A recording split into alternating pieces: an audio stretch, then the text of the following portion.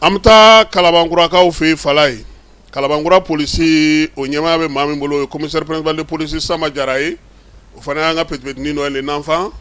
Mi ye Tiéba KANTÉ o yaka danga yi. Ka damine juillet kalo téléphone la sakana bla le tan wolo la falai. U ye tegeke ma duru la ma munu nye tanay moto ye koyi.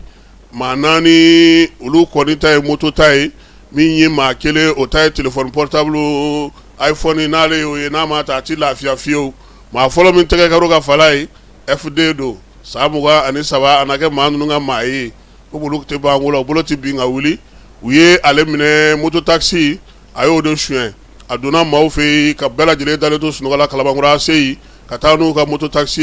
suko du dugusa jeta nyini na fo ka ta dese fo brigade maw ulu taru bulu da ka domina mi ye jouer kalot le duru ye Samba fla ale ni muganu woro sigana ma fla fana minena munun togo ye DIARRA sa muganu woro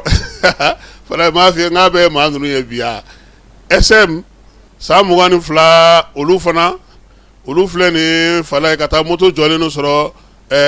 Jakarta terrain abaforo ma ko Jakarta terrain Kalaban usara moto jole no soro atele de la kasingo dura akoro ka kubita na mawde wolelo madabla saka tege keuka ka tudi police la ka oluma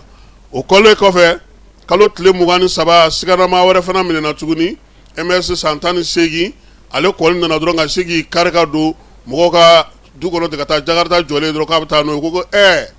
kan ya ke tuge wajarake tege kera ale fana ka o ya soro jago kala ni fe bela jele ku nyebala usra ka ale magen ka di police la kauma ni ma duru bela jele u be ka nyefoli ke bi mi ye jouer kalo tile temps an wolovla sa ma laba mi minena oye ateye santa ani kononton ale koni takara moto chien ye mi ye Jakarta terrain o masuruna na Kalaban-Coura ka fe ma duru mbela jile koni blale no bi fini tigla ka